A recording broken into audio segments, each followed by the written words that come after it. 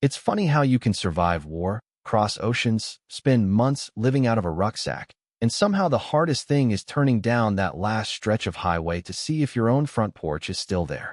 That's how it always started for me. You get that first glimpse of sunburned Texas brush, a little sign half faded, and you start breathing like you're a kid again. I'd counted the days, 9 months overseas, 2 deployments, all those nights dreaming about the same red door and the oak I planted with my bare hands, thinking by now it'd be taller than the house. That place wasn't much, but it was mine. 2 acres, a porch you could actually sit on, no HOA, no neighbors telling me where to park my truck or how high to cut the grass. Just me and whatever piece I could scrounge together. Bought the property cash, locked down every legal loophole I could before I shipped out. Even got military leave registered at Fort Cavazos. Did the paperwork so nobody could hassle me while I was gone. Greg, old squad mate, had my back. Power of attorney, checking in, looking after things while I was halfway around the world. Everything should have been secure. Except when I pulled up after all those flights and layovers. There was no house. No porch. Not even the damn oak tree. Just dirt. Raw, scraped earth like a bomb had gone off. Bulldozer tracks everywhere. Sign hammered into the ground where my driveway used to be. Future development site, Oak Ridge Creek Estates, Phase 3. I thought maybe I was in the wrong spot. Maybe all that travel had scrambled my brain. But the street sign was right. This was my land. You want to talk about shock? Try standing in boots still covered with airport dust and realizing your whole life got erased like a whiteboard. I walked that lot in a daze, barely felt the Texas heat. All I could find was one busted no trespassing sign, spray painted over with the HOA's logo like some kind of sick joke. That's when it started, anger twisting up slow, but deep. Called the sheriff, showed every bit of paperwork I had. Deeds, military orders, bank statements, even drone photos from Greg's last check-in. That kid deputy went pale when he saw the difference. House in one, just bare dirt in the next. He called for backup, walked the site, but there was nothing left. Even the security cameras, gone. Posts cut flush, like a surgeon had come through to erase me. Greg rolled in an hour later, mouth hanging open. Buck, I swear, everything was normal 2 months back. Last time I checked, chain on the gate, some new sticker. Thought you changed locks. They don't own this land, I told him, and I meant it. But staring at the empty patch where my bedroom used to be, where my father's watch and my medals were bolted up in a safe, I couldn't even talk. Turns out fireproof and theft-proof don't mean a thing when it comes to HOA proof. Later that night, combing through old security backups, most were wiped, but Greg being the paranoid type, he had a duplicate drive hidden away. Motion alerts between June and July, deleted. Like someone knew exactly what they were doing. I was running on autopilot. Next morning, I put on the same boots caked with dirt from my own missing home and marched into the HOA office. Didn't come in screaming or threatening, just walked in calm. Military calm, the kind that makes guilty folks squirm. The office was too clean, too quiet. Receptionist chirped out her script, and then here comes Karen Ramsey, the president, clipboard in hand, hair like a helmet. The kind of woman who can smile while knifing you under the table. She played it smooth, ushered me into her office like I was an inconvenience, not a victim. Folder with my name, spelled wrong, of course, already on the table. According to her, my property had been abandoned, unsafe, targeted for community integration. She had reports, badly faked, inspected by someone who never set foot on my land. Even a signature from a D. Manning, supposedly giving up my rights. Never heard of the guy? According to our charter, she droned. I cut her off. You tore down a registered home, private land, no jurisdiction. Her face didn't budge, but her eyes flickered. I could smell the fear under the perfume. She started in on buffer zones and discretionary oversight, pure nonsense. After a while, I just stood up. You'll hear from my lawyer and the JAG office. She tried to hit me with some local ordinance. Didn't exist. I checked that afternoon, right down at the county office. My parcel, clear as daylight, never within HOA boundaries.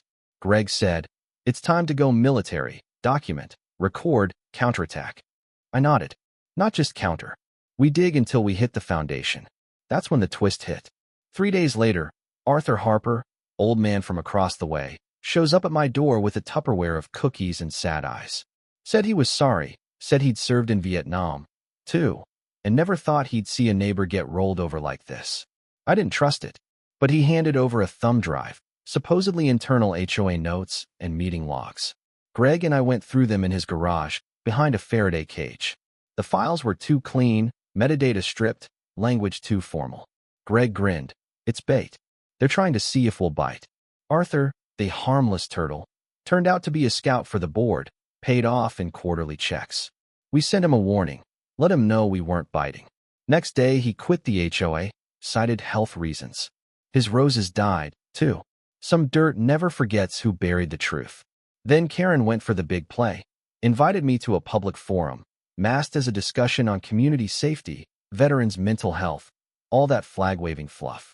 She tried to frame me, literally, had her assistant start recording as soon as I walked in, hoping I'd make a scene. I didn't. Greg was there, filming, too.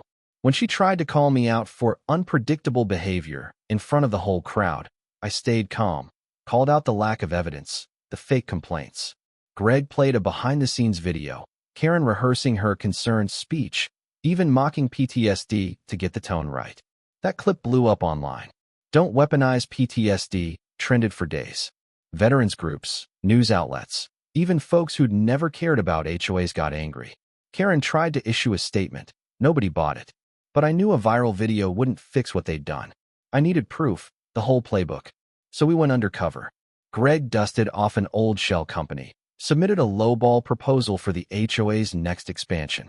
We got an invite, met with Karen. She bragged about the integration of non-compliant properties, even had a spreadsheet with names, status, pending quiet claim strategy. It was all there. They targeted veterans, the elderly, anyone away long enough to make an easy target. They were selling off our homes, even auctioning off belongings, calling it community improvement. That was enough. We gathered every file, every recording, handed it off to Rickson, our legal guy. He filed federal charges, fraud, illegal seizure, conspiracy under RICO. When court came, it moved fast. Judge was tough, didn't buy Karen's excuses. Evidence stacked up, demolition footage, board meeting tapes, sale catalogs. 10 other properties targeted the same way. Jury came back quick. Guilty. Damages, restitution, even punitive charges.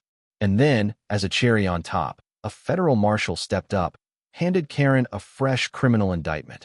Wire fraud, document falsification, obstruction. She got cuffed right there in the courtroom. No tears. Just shock. Like she'd never imagined this could happen to her. A year later, I'm standing barefoot on new cedar boards, porch twice the size of the old one, built by vets, friends, and neighbors I barely knew before. We did it ourselves. No contractors, just stubborn hands and folks who wanted to make something right. Flag flying higher than ever, with a plaque bolted to the slab. Never abandon a soldier. Take it to court instead. The new neighbors came by, brought food, played music. Even an ex-HOA lady brought cobbler and apologies. We laughed, ate, set off fireworks, and for the first time in years, I felt like I could breathe. As for Karen, last I heard, 5 years probation, barred from every HOA in Texas, her house auctioned off to pay restitution. I drove by once. No roses, no porch light, nothing left but the wind and a little justice blowing through the oaks. So here's my question. What would you have done if your whole life got bulldozed by some clipboard tyrant? Where do you draw the line between community and control? Drop your thoughts below. Let's see whose side you're on and what justice really looks like where you live.